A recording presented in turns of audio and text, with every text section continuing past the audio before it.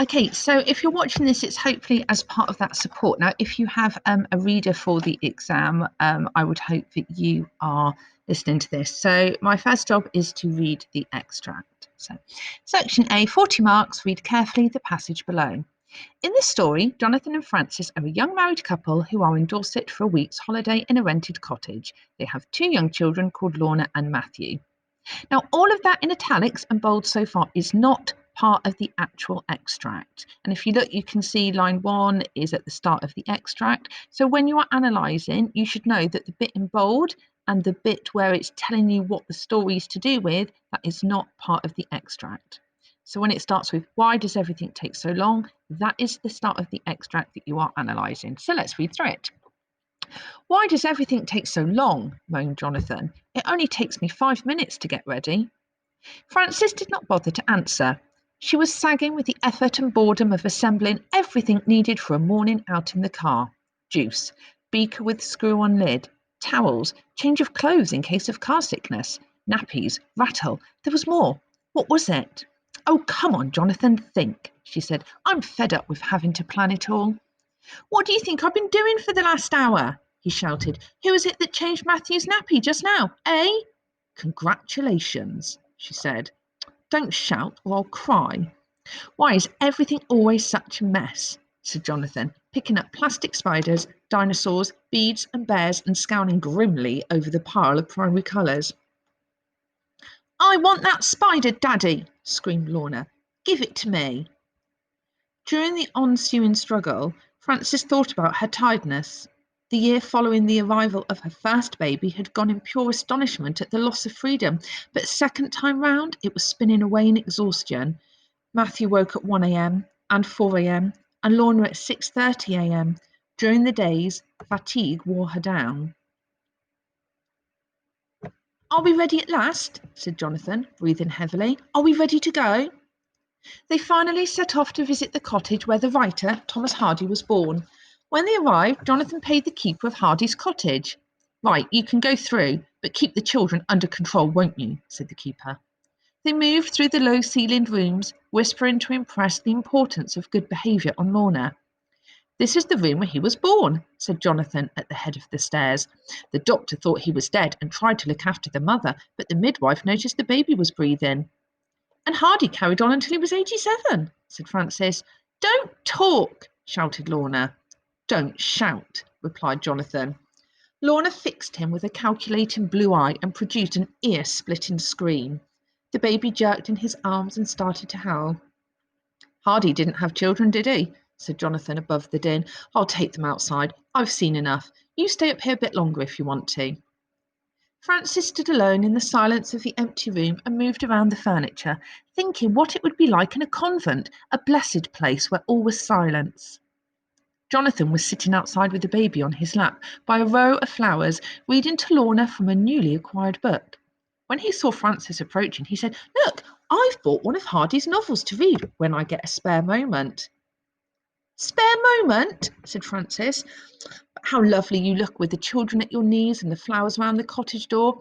How I would like to be the one coming back from work to find you with the children all bathed and a hot meal in the oven. I could unwind with a glass of beer in the garden. I don't get that when I get home, Jonathan reminded her.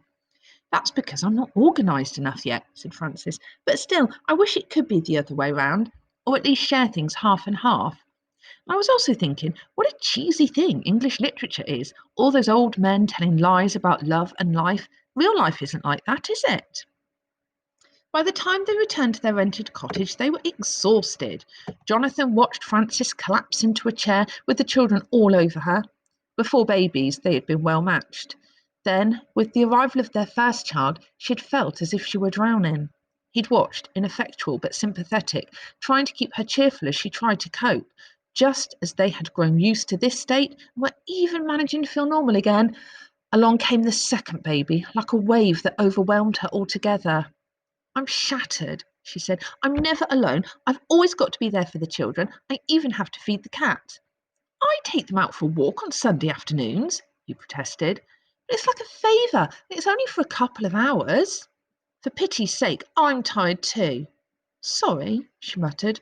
Sorry, but I don't feel like me anymore. You're too close to them, murmured Jonathan. You should cut off from them a bit. Give yourself some space. How can I? Sniffed Frances. Somebody's got to be devoted to them, and it's not going to be you because you are always at work. It's not easy for me either. I know it isn't, she replied, but at least you're allowed to be yourself. I'm not allowed to be myself anymore. He reached out his hand and they fell into each other's arms and hugged tightly.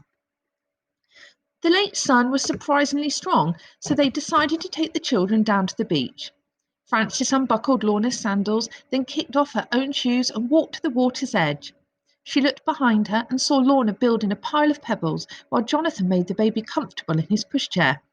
She felt a rush of affection, but walked on, looking out to sea and aware of her eyes making adjustments to the distance, as if they had forgotten how to focus on a long view. She felt free. After some while, she narrowed her eyes to make out the little group around the pushchair.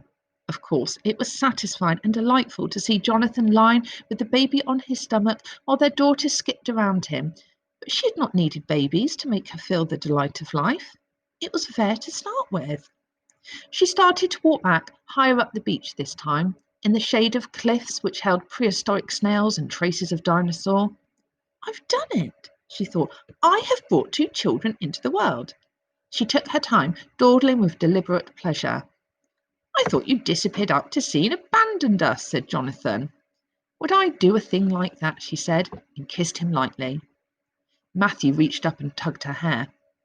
When I saw you over there by the rock pools, you looked just as you used to, said Jonathan. Just the same girl.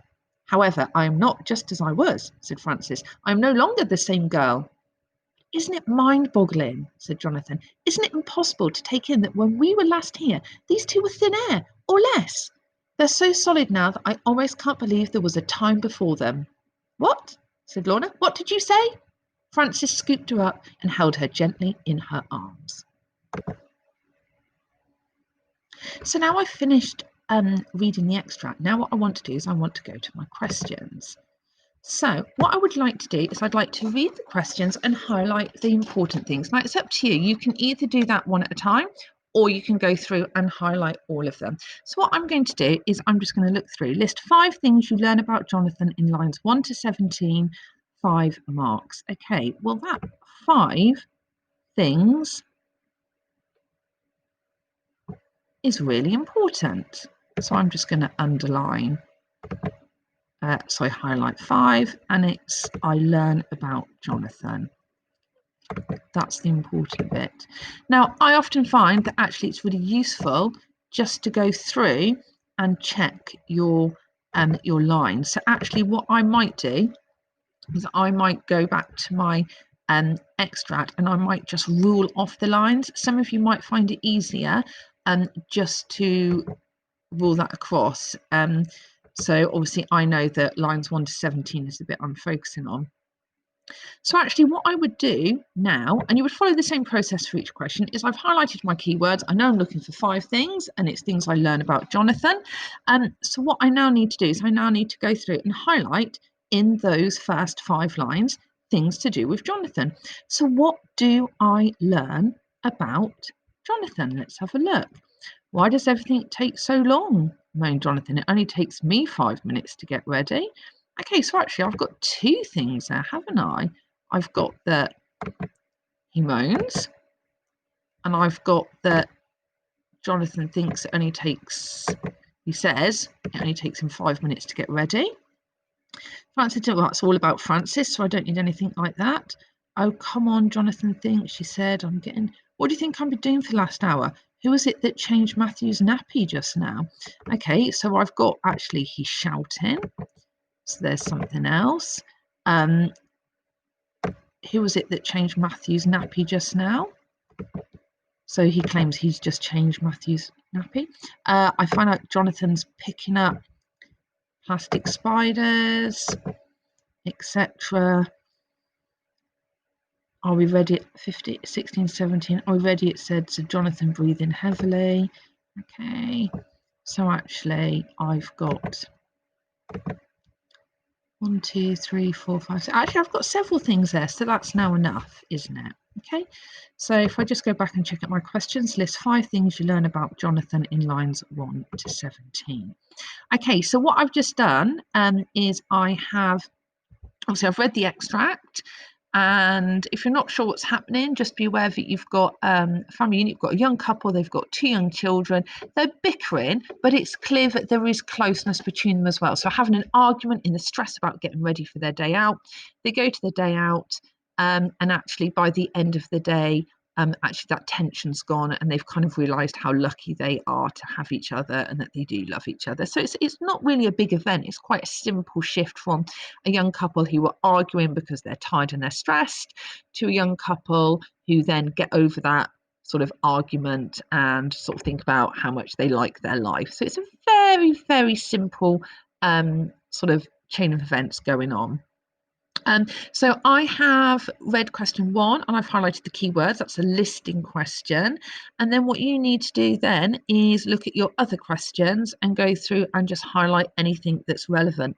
And also you've got an hour and there's 40 minutes to mark. So that's 40 minutes to answer your questions. So you actually have an awful lot of time where you have got these 20 minutes where you can be doing what I've just done, reading the extract, reading the questions, highlighting before you even write anything.